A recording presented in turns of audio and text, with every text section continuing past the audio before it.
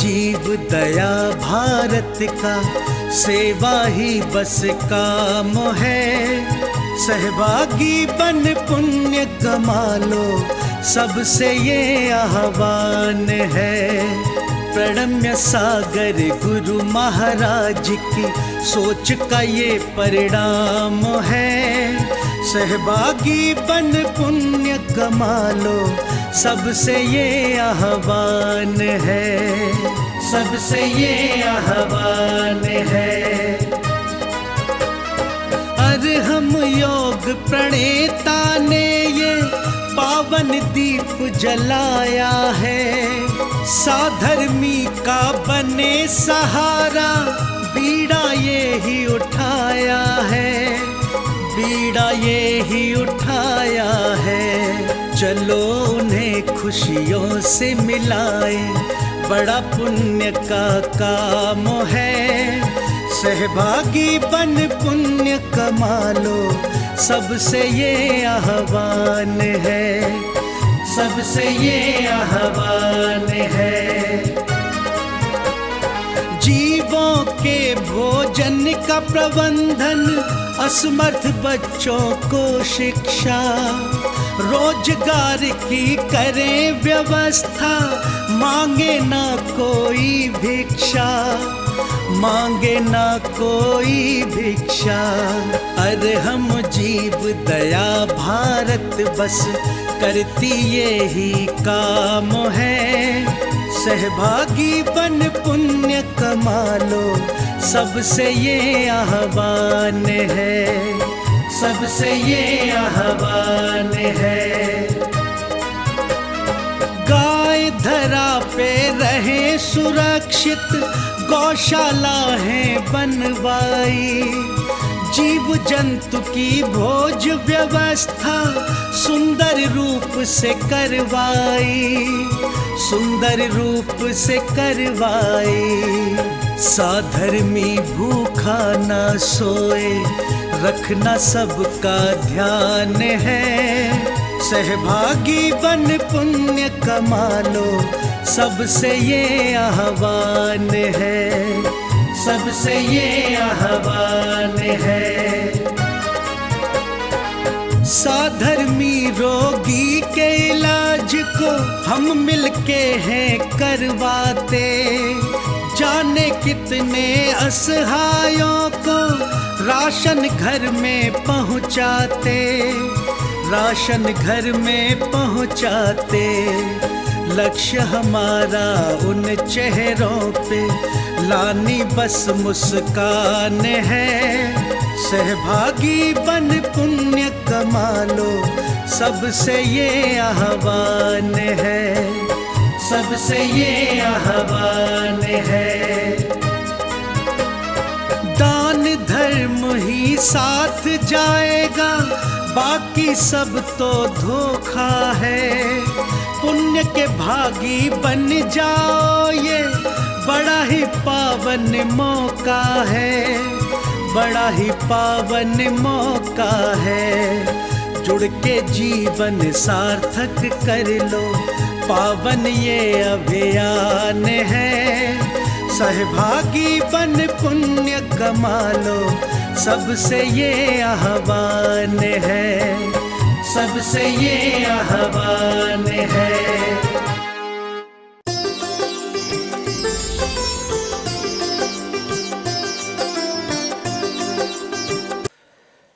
वैराग्य शतक एक लघु काव्य कृति के माध्यम से प्रतिदिन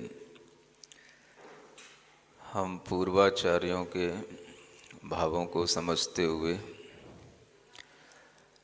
अपने अंतस के अज्ञान को दूर करने की चेष्टा करते हैं।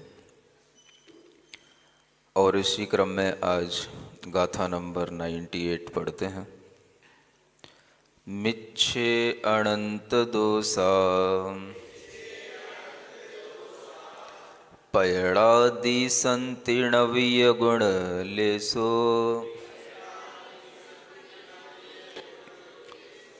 तह वियतम चेव जिया ही मोहन्धानि सेवन्ति।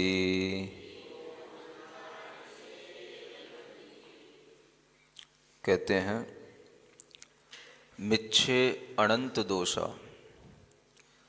मिथ्यात्व भाव में, मिथ्यात्व में अनंत दोष होते हैं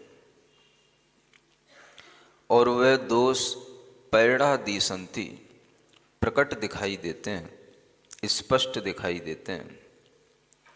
न विहुय गुण लेशो, और उस मिथ्यात्व में या मिथ्या भावों में या मिथ्या मतों में गुण लेश मात्र भी दिखाई नहीं देते। तहवीय, फिर भी तम चेव जिया, ये जीव जो हैं वह मोह से अंधे हुए निश्चयवंती, उसी का सेवन करते हैं। कल जिस गाथा में कहा था उसमें जिन धर्म के गुणों के बारे में बताया गया था कि ये प्रकट रूप से जिन धर्म के प्रत्यक्ष रूप से अनंत गुण दिखाई देते हैं, आज उसी का विपरीत कहते हुए यहाँ यह कहा जा रहा है कि मिथ्या भाव में अनंत दोष दिखाई देते हैं। अब एक चीज दुनिया में अगर सही होगी तो उसके विपरीत भी चीजें दुनिया में अवश्य होंगी, ये सिद्धांत है। सही वस्तु जहां पर होगी वहां पर नकली वस्तुएं भी वहां पर अवश्य उपलब्ध होंगी। कभी कभी नकली का बाजार इतना ज़्यादा बढ़ जाता है कि हम सही वस्तु को भी समझ नहीं पाते कि सही वस्तु कहाँ मिलती है। जैसा त्योहार आजकल दिखाई दे रहा है, ऐसा त्योहार धर्म का, मत का, दर्शनों का हमेशा बना रहता है। जहाँ पर एक व्यक्ति अपनी सही दुकान लेकर के बैठता है, अपना सही माल बेचने के लिए बैठता है, वहीं पर अनेक उसको घेर करके उसी के पास में और उससे लंबी लंबी आगे निकाल करके दुकानें दिखा करके अपना माल बेचने लग जाते हैं। क्योंकि दुनिया में हर आदमी के लिए स्वतंत्रता है, सबको बाजार लगाने की स्वतंत्रता है, और कुछ त्योहारों पर तो अतिक्रमण भी यदि होता है तो वो भी माफ होता है, जैसे धनतेरस का त्योहार। यह अतिक्रमण हमेशा जैसे धन की प्राप्ति के लिए रहा है, वैसे ही धर्म की प्राप्ति के लिए भी रहा है।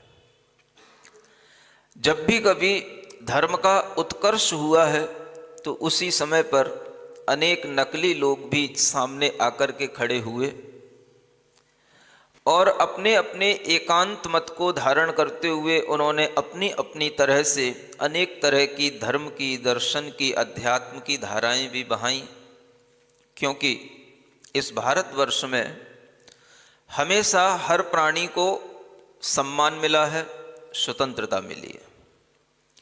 व्यक्ति के पास में थोड़ा सा ज्ञान होना चाहिए और लोगों को समझाने की एक कला होनी चाहिए। हर व्यक्ति अपना एक नया मत खड़ा कर सकता है और एक नई दुकान अपने सामने लगा सकता है। ऐसा ही हमेशा से होता आ रहा है। धनतेरस की बात है, कल 14 है और ये 13, 14 और आगे की अमावस्या, ये सब एक ऐसे व्यक्ति से जुड़ी हुई चीज़ें हैं।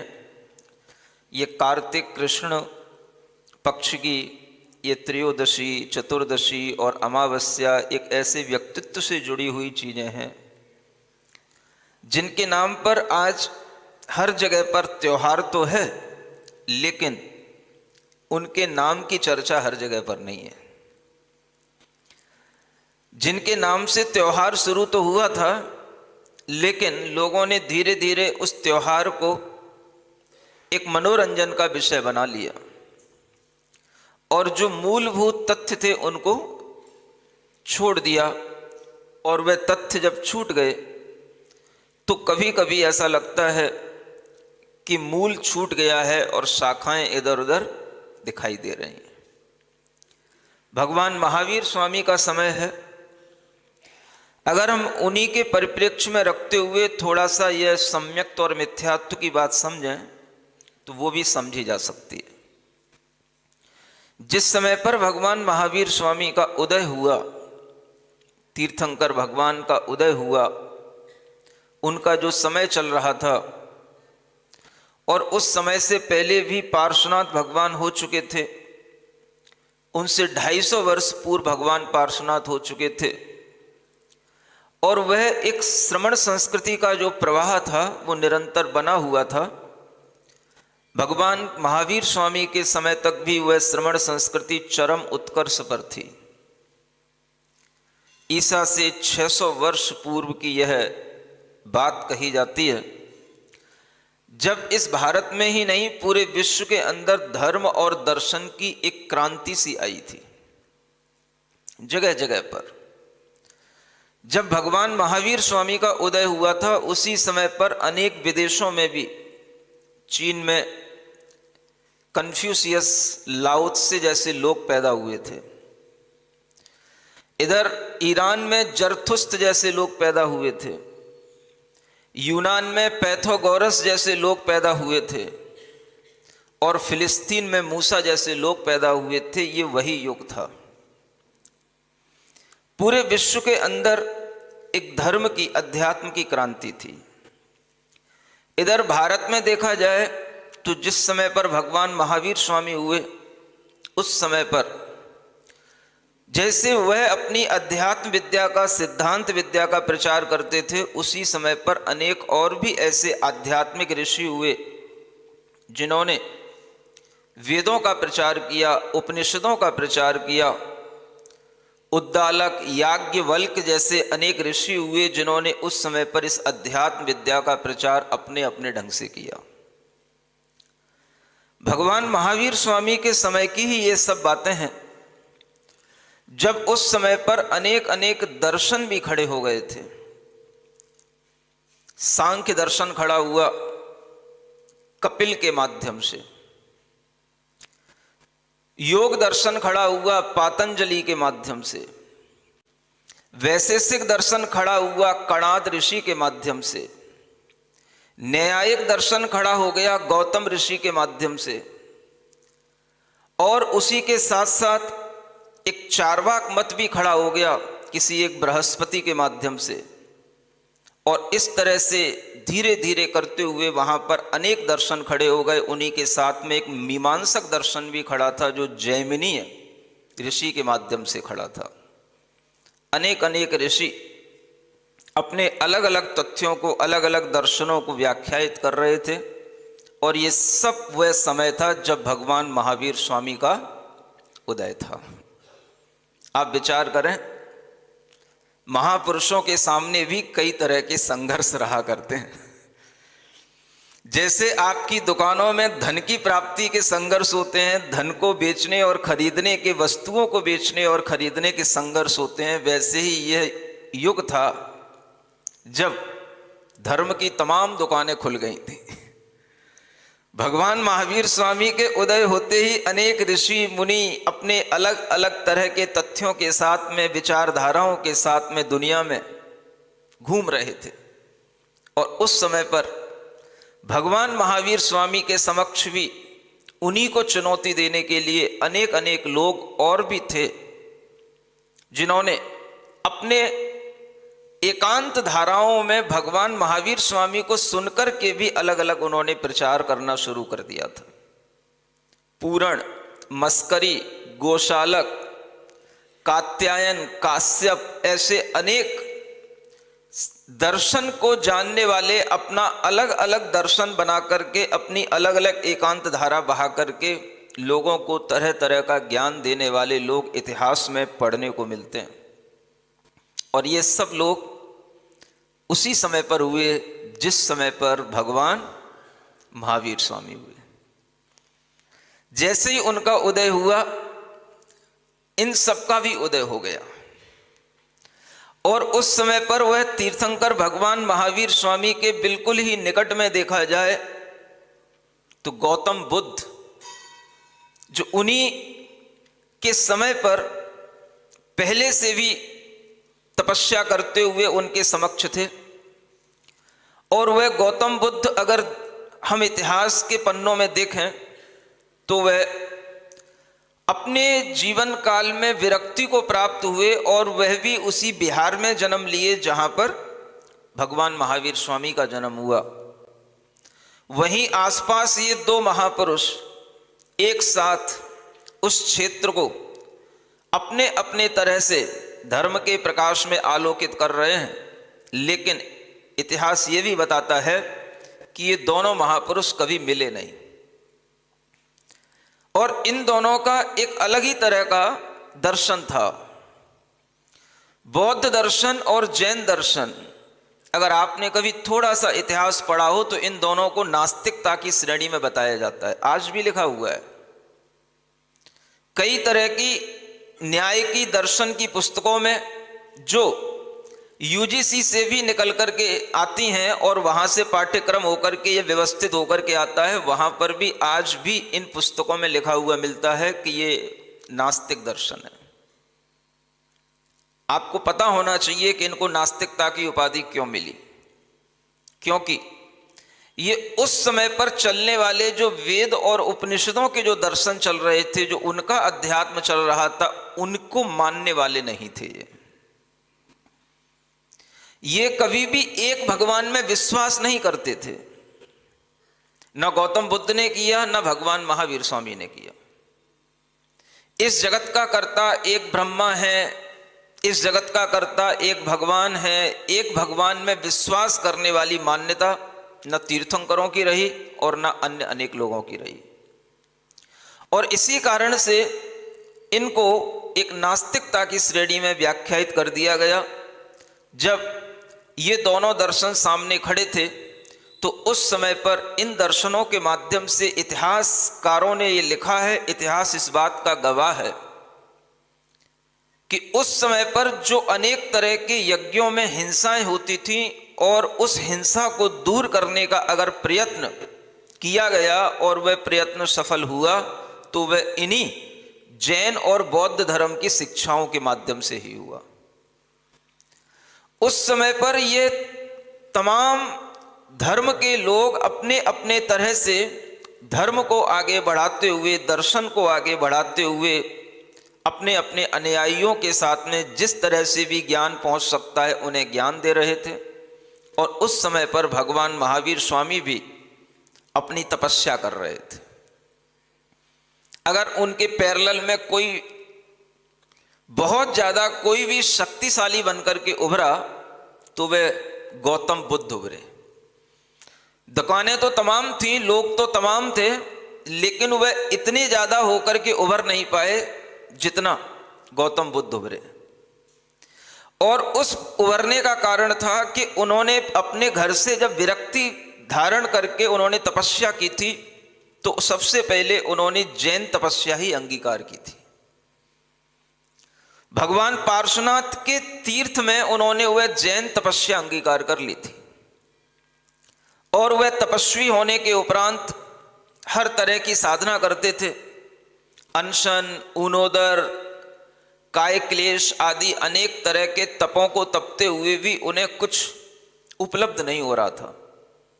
और यह बात उन्हीं के ग्रंथों में लिखी मिलती है कि जब उन्हें बहुत समय तक कुछ उपलब्ध नहीं हुआ तो वो एक बार किसी एक निरंजना नदी के किनारे पर खड़े थे और वहां खड़े खड़े उन्हें अचानक से ये महसूस हुआ कि मैं जिस तरह से तपस्या कर रहा हूं मेरा शरीर जल्दी क्षीण हो जाएगा और शरीर क्षीण होने पर मेरी मृत्यु निश्चित हो जाएगी। इससे पहले कि मैं कुछ कर पाऊं मेरी मृत्यु हो जाएगी। इस कठिन तप से मुझे कुछ हासिल नहीं हो रहा है। और वह कठिन तप कुछ और नहीं था, जो भगवान पार्श्वनाथ के अनुयायी थे, श्रमण थे, उन्हीं के श्रमणों की दीक्षा लेकर के उन्होंने वह कठिन तप आचरण में लाया था। और जब उनसे वह सहन नहीं हुआ तब उन्होंने एक मध्यम मार्ग बनाया और अपने आप को एक वृक्ष के नीचे कि हमें अब बोधि की प्राप्ति हो गई है ऐसा उद्घोष करके उन्होंने अपना एक अलग ही पंथ बनाया। और जिस पंथ में अनेकांत से बिल्कुल विपरीत सिद्धांत थे। अगर आत्मा को हमेशा नित्य माना जाता है तो उन्होंने जगत के हर पदार्थ को क्षणिक मानने की घोषणा कर दी। दुनिया में कुछ भी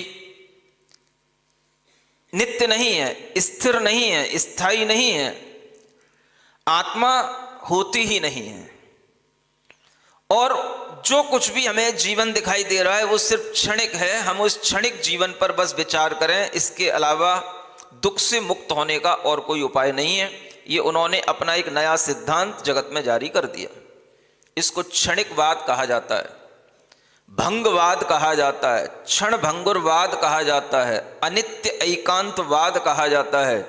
ऐसे ये सब नाम इस बौद्ध मत के क्षणिक एकांत मत के कहे जाते हैं।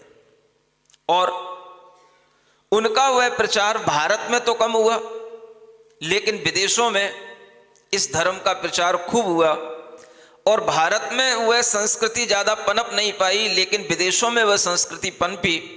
और यह वही युग था जब भगवान महावीर स्वामी की आयु अगर हम देखें तो गौतम बुद्ध से उनकी आयु कम थी।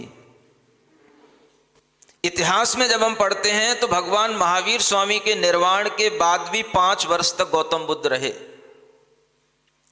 और यह वही समय था जब भगवान महावीर स्वामी तो केवल ज्ञान प्राप्त करके इस जगत में भ्रमण करते हुए अपने ज्ञान प्रकाश के माध्यम से लोगों को तत्व का ज्ञान दे रहे थे, अहिंसा का ज्ञान दे रहे थे, अनेकांत दर्शन का ज्ञान दे रहे थे। उस समय पर उन भगवान महावीर स्वामी ने अपने उस केवल ज्ञान होने के उपरांत जो ज्ञान जगत को दिया, जो तीर्थ का प्रवाह उस समय पर बना, अनेक अनेक राजा जो उस समय पर प्रभाव में रहा करते थे उन सभी ने भगवान के दर्शन किए। और भगवान ने हर जगह पर विहार करके धर्म का, तीर्थ का जो उपदेश इस रूप में दिया कि संसार का हर आत्मा स्वतंत्र है और हर आत्मा अगर सही रास्ते पर चले तो वह अपने पूर्व कर्मों का क्षय करके मोक्ष को प्राप्त कर सकता है और कर लेता है। हर आत्मा के अंदर एक ज्ञान का अद्भुत अपार साम्राज्य पड़ा हुआ है और हर आत्मा ज्ञान से परिपूर्ण है। उसे कहीं पर भी ज्ञान के लिए, सुख के लिए भटकने की जरूरत नहीं। सिर्फ अपने अंतरंग में ध्यान, योग, साधना के माध्यम से आत्मा के नित्य और अनित्य स्वभाव को जान करके उसमें नित्य स्वभाव पर अपना ध्यान रख करके अगर वह अपने साधना को आगे बढ़ाता है तो उसके जीवन में जरूर केवल ज्ञान की उपलब्धि होगी। और इस तरह का उपदेश देते हुए भगवान महावीर स्वामी ने इस पूरे भारत के अंदर भ्रमण किया। राजा श्रेणिक की बात जो आप सुनते आए हैं, यह भी भगवान महावीर स्वामी के समय के ही राजा रहे। और भी अनेक अनेक जगहों के राजा, चाहे वो राजा उद्दायन हो, चंड प्रद्योत हो, शतानीक हो, अनेक तरह के राजा चेटक हो, ये उस समय के बड़े बड़े राजा हुआ करते थे। और पूरा साम्राज्य इन्हीं वज्जी संघ के, वैशाली और लिच्छवी गण के इन राजाओं के माध्यम से चला करता था। उस समय पर यह गणतंत्र के रूप में इस देश के अंदर राज्यत्व चलता था और इसकी जानकारी हमने आपको पहले भी खूब दी है। और अगर हम उस समय पर देखें कि भगवान महावीर स्वामी के समय पर मगध का सम्राट कोई हुआ करता था तो वो थे राजा श्रेणिक, जिनकी चर्चा में पूरा चातुर्मास निकला है। राजा श्रेणिक जब भी भगवान के दर्शन करने के लिए पहुंचते थे तो वह बड़े खुश होते थे, प्रसन्न होते थे, भगवान की पूजा करते थे। लेकिन उससे पहले वह बौद्ध धर्म को स्वीकार करने लगे थे। यह कथानक भी हमने आपको अच्छे ढंग से बताया है। और वह बौद्धों से धीरे धीरे जैनत्व की ओर आए तो उसमें सबसे बड़ा कारण क्या था? उनकी रानी चेलना। इसलिए अगर इतिहास में अगर भगवान महावीर स्वामी के समय पर किन्हीं भी महिलाओं को आदर्श महिला के रूप में अगर प्रस्तुत किया जाता है तो वह रानी चेलना को प्रस्तुत किया जाता है, जिन्होंने अपने सम्राट को इस ढंग से बदला कि वह हमेशा के लिए उन जैनत्व की शिक्षाओं को अंगीकार करने लग गए और उसी के परिणाम स्वरूप उन्हें भगवान महावीर स्वामी के समूह शरण में जाने का सम्मान मिलता था, मौका मिलता था। गलतियां कर चुके थे, कोई बात नहीं, लेकिन जैन धर्म हमेशा कहता है जो हो गया वो अतीत की बात है, आप आज भी अपने आप को अच्छा बनाने की कोशिश करो और तुम्हारी आत्मा ही तुमको क्षमा कर देगी। तुम्हारे कर्म आज भी अगर अच्छा करोगे तो पुराने कर्म नष्ट हो जाएंगे। इसलिए गलतियों पर पश्चाताप करके, उन्हें भूल करके एक नई राह पर आगे चलने की कोशिश हमेशा जैन धर्म के प्रमुख सिद्धांतों में रही है। आप जहां खड़े हो वहीं से उसी समय से नई शुरुआत करो।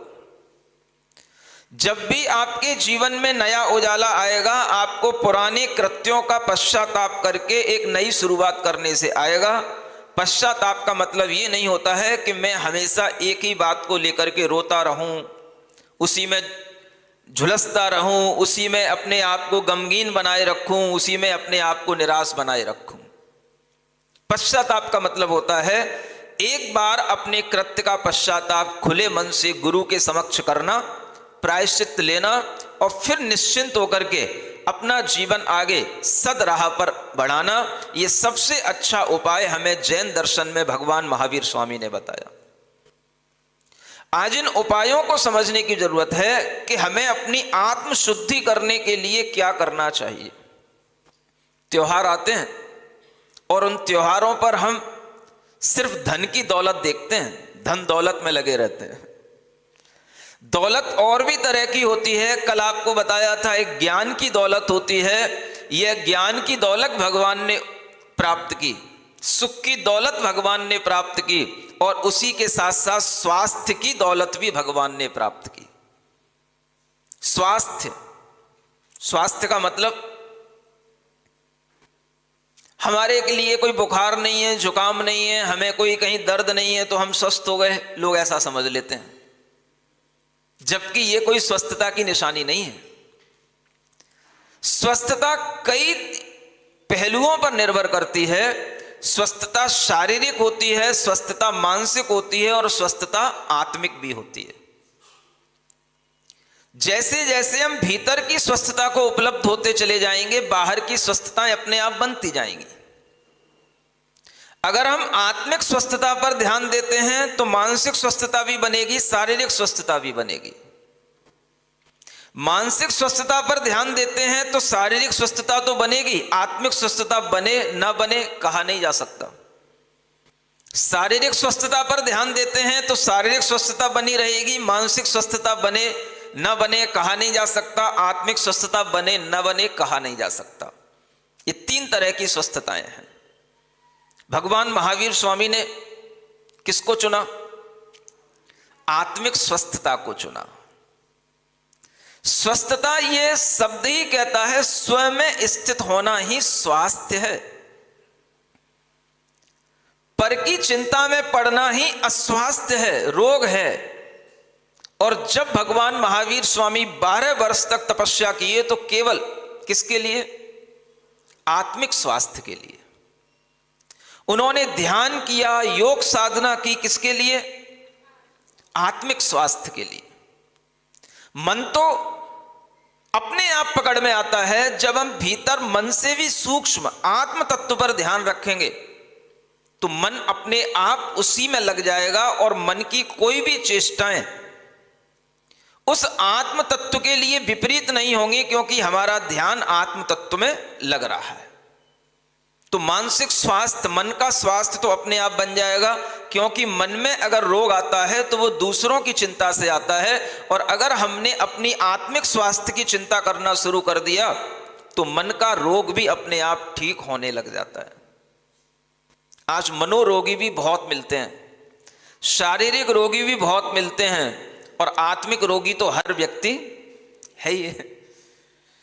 जब तक आपका ये मिथ्या भाव नहीं छूट रहा है, अनंत दोषों का कारणभूत यह मिथ्यात्व भाव नहीं छूटेगा, तब तक हर आत्मा के अंदर आत्मिक रोग लगा हुआ है और उस आत्मिक स्वास्थ्य की उपलब्धि नहीं होगी जब तक कि आपको ये महसूस ना होने लग जाए कि तीर्थंकर भगवान ने जो हमें मार्ग बताया है, इस मार्ग पर चलने से ही हमारा आत्मा का स्वास्थ्य बनेगा, हमारी आत्मा कर्म से मुक्त होगी और इस मार्ग को ही हमें एकांत रूप से स्वीकार करके अपने अंदर उसके प्रति श्रद्धा बना करके जब तक चलने का भाव नहीं आएगा, तब तक आपका आत्मिक स्वास्थ्य ठीक नहीं होगा। मानसिक हो सकता है, किन्हीं भी दर्शनों में जाकर के आपका मानसिक स्वास्थ्य ठीक हो सकता है। कोई भी तरह के आप प्राणायाम और ध्यान या श्वास उच्छ्वास की क्रियाओं पर मन को साध करके आप अपनी थोड़ी सी मन की शांति ला सकते हैं, लेकिन आत्मिक स्वास्थ्य ठीक नहीं होगा। और आत्मा नित्य है, आत्मा का हर पर्याय छोड़ने के बाद में पुनः जन्म होता है, फिर मरण होता है, और यह आत्मा का जो रोग बना हुआ है यह आत्मिक स्वास्थ्य को ध्यान देने से ही ठीक होगा। तो सबसे बड़ी चीज है आत्मिक स्वास्थ्य। भगवान महावीर स्वामी ने हमें क्या दिया? आज के दिन तेरस का दिन तीर्थंकरों के लिए यह बताया गया है कि 24 तीर्थंकरों में ये भगवान महावीर स्वामी 24वें तीर्थंकर थे, अंतिम तीर्थंकर थे। लेकिन गौतम बुद्ध ने यहां से अपनी शुरुआत की। बुद्ध मत से पहले कोई, गौतम बुद्ध से पहले कोई बुद्ध मत नहीं था। गौतम बुद्ध से इस बुद्ध मत की शुरुआत हुई और भगवान महावीर स्वामी से पहले 23 तीर्थंकर हो चुके थे। इसलिए यह अनादिकालीन संस्कृति कहलाती है, यह अनादिकालीन धर्म कहलाता है, यह सनातन संस्कृति कहलाती है, पुरातन संस्कृति कहलाती है। इससे पहले भी ऋषभ आदि 23 भगवान हो चुके हैं। 24वें तीर्थंकर भगवान महावीर स्वामी हुए। तो बुद्ध के सामने जब जैनत्व आता है तो कम से कम आपको इतना तो ज्ञान होना चाहिए कि बुद्ध ने तो केवल उस बुद्ध धर्म की वहीं से शुरुआत की, लेकिन जैनत्व की शुरुआत तो जब से यह कर्म भूमि प्रारंभ हुई, युग का प्रारंभ हुआ, तब से आदिनाथ भगवान ने युग की आदि से यह जैनत्व की शुरुआत करी, श्रमण संस्कृति की शुरुआत करी। 24 तीर्थंकरों में जब हम देखते हैं तो हर तीर्थंकर ने अपने जीवन काल के अंत समय में समव शरण का त्याग करके योग निरोध की साधना की। योग कहा जाता है अपने मन वचन काय की जो चेष्टाएं उनको सूक्ष्मता से भी रोक देना, ये योग निरोध की साधना कहलाती है। जब तक वह अरिहंत भगवान होकर के भ्रमण करते हैं, केवली भगवान होकर के भ्रमण करते हैं, तब तक उनके मन वचन काय की चेष्टाएं चलती हैं। लेकिन आत्मस्थ होते हुए भी वह शरीर के साथ में रहने के कारण से उनकी वह मन वचन काय के स्पंदन होते हैं, ये योग चलते हैं। और ये मन वचन काय के योगों को भी रोकना जीवन के अंत में हर तीर्थंकर के लिए होता है, नियामक होता है। भगवान ऋषभ देव ने यह योगों को रोकने के लिए 14 दिन पहले से प्रयास किया। भगवान महावीर स्वामी ने केवल 2 दिन पहले प्रयास किया। अपनी आयु पूर्ण होने के 2 दिन पहले वह इस योग निरोध की प्रक्रिया में बैठ गए और बाकी के तीर्थंकर 1 महीने पहले से इस योग निरोध की प्रक्रिया में बैठ करके मोक्ष जाने से 1 महीने पहले वह समव शरण का त्याग करके, अपनी चेष्टाओं का त्याग करके ध्यान के लिए बैठ जाते हैं। यह तीर्थंकरों की प्रक्रिया चलती है। और इसी प्रक्रिया में जब हम वर्धमान भगवान महावीर स्वामी को देखते हैं तो यह आज का दिन वह दिन था जब उन्होंने समव शरण का, वैभव का, उनके सामने बिखरी हुई तमाम जो संपदा थी, जो इंद्र और कुबेर के द्वारा लाकर के उनके समक्ष रखी जाती थी और जिससे दुनिया आकर्षित होती थी, आज उन्होंने उस संपदा के बीच में बैठना भी छोड़ दिया था, बोलना भी छोड़ दिया था। क्योंकि बोलेंगे तो सिंहासन पर बैठना है और बैठना है तो सामने सब कुछ जलसा लगना है, 12 सभाएं लगनी है, अष्ट प्रातिहार्य होना है, और ये सब इंद्र तब तक कुबेर के माध्यम से करवाते रहे जब तक कि भगवान स्वयं इन सब चीजों को छोड़ करके अपनी आयु के 2 दिन पहले वह नहीं बैठ गए। और जब आयु के 2 दिन बचे उनके, इन्हीं 2 दिनों में उन्होंने आज त्रयोदशी के दिन वह योग निरोध शुरू कर दिया, समौ शरण को भी छोड़ दिया, देशना देना बंद कर दिया, धर्म सभा लगाना बंद कर दिया, उपदेश देने का काम बनौने बंद कर दिया, विहार करने का काम बंद कर दिया, किसी भी की तरह से कोई भी अपनी अब मन वचन काया की चेष्टा नहीं करेंगे, और अंतिम आत्मिक स्वास्थ्य को प्राप्त करने के लिए अपने आत्मा में ही पूर्ण रूप से स्थित हो जाने के लिए उन्होंने शुक्ल ध्यान को धारण कर लिया। आज त्रयोदशी का दिन, कल चतुर्दशी का दिन और चतुर्दशी की रात्रि। कई आचार्य भगवान महावीर स्वामी का मोक्ष चतुर्दशी को कहते हैं, लेकिन वह चतुर्दशी की रात्रि का वह अंतिम प्रहर है, इसलिए चतुर्दशी कहलाती है। लेकिन वास्तव में जब भगवान महावीर स्वामी को मोक्ष की प्राप्ति हुई तो उस समय पर ना तो पूरा दिन था ना पूरी रात थी, जिसे कहते हैं प्रत्यूष वेला, एक प्रभाती थोड़ी सी आने लग जाती है, और एक जो है ब्रह्म मुहूर्त का वह समय होता है, उस समय पर भगवान महावीर स्वामी को मोक्ष की प्राप्ति हुई। केवल ज्ञान होने के उपरांत भी उन्होंने शुक्ल ध्यान करने के लिए इस तरह का जब योग निरोध का यह कार्य किया, और यह कार्य 2 दिन में उनका पूर्ण हो गया, तब उस समय पर जब आप सो रहे होते हो, जग भी नहीं पाते हो, भगवान महावीर स्वामी को मोक्ष की प्राप्ति हो जाती है। जिस समय पर भगवान को मोक्ष हुआ, देव लोग आते हैं, तैयारी करते हैं, उसी समय पर देव लोग आकर के मोक्ष कल्याणक मनाने लग जाते हैं, और मोक्ष कल्याणक मनाते मनाते उजेला हो जाता है। होना तो यही चाहिए वास्तविक रूप में। आपको तैयारी करते करते उजेला होना चाहिए, ना कि उजेले में तैयारी करना शुरू करना चाहिए। अरे एक दिन तो भगवान के टाइम से अपना टाइम मिलाओ। भगवान के निर्वाण की पूजा करने के लिए वह टाइम तो मिलाओ जिसे काल मंगल कहा जाता है। वही समय, वही दिन, वही महीना, वही पक्ष, सब कुछ आपके सामने है, तो आपका वह मुहूर्त भी वही होना चाहिए जिस समय पर भगवान का निर्वाण हुआ। उस समय पर कम से कम हम भगवान के प्रतिबिंब के सामने तो बैठे हों, हम भगवान के दर्शन कर रहे हों, और हम भगवान के समक्ष उनके मंदिर में तो उपस्थित हों। इतना भी अगर हमारे लिए होगा तो ये भगवान महावीर स्वामी का सही निर्वाण महोत्सव मनाना कहलाएगा। आप मंदिर ही आ रहे हो 8 बजे, 7 बजे, 7:30 बजे, 10 बजे, ये सब गलत टाइम है, ये गलत परंपराएं, ये गलत ढंग है। कम से कम हमें उस समय पर भगवान निर्वाण को प्राप्त हुए उस समय को तो हमें अपने बुद्धि से मैच कर लेना चाहिए, और हमें उसी काल मंगल में कम से कम भगवान महावीर स्वामी का दर्शन तो होना चाहिए, जिनेंद्र भगवान के मंदिर में हमें उपस्थित होना चाहिए। और वह ही एक दिन होता है जब आप समय से पहले कोई भी काम करें। अपवाद भी हर जगह पर होते हैं, रोजाना की पूजन और रोजाना का अभिषेक अलग चीज है, लेकिन किसी विशेष महोत्सव पर अगर हम कोई भी आयोजन समय से पहले भी करते हैं तो वह भी दोष का कारण नहीं होता है, क्योंकि वह अपवाद मार्ग भी साथ साथ में चला करता है। और अगर हमें भगवान महावीर स्वामी के इस निर्वाण के दिन थोड़ा पहले से भगवान की पूजन सामग्री और अभिषेक आदि की तैयारी करने का भाव आए, तब हम समय पर भगवान का निर्वाण कल्याणक लाडू के माध्यम से चढ़ा पाएंगे। और अगर आप कोई भी प्रक्रिया 8 बजे शुरू करेंगे तो फिर उस प्रक्रिया का कोई महत्व रह नहीं जाता है। समझ में आता है कि नहीं आता है?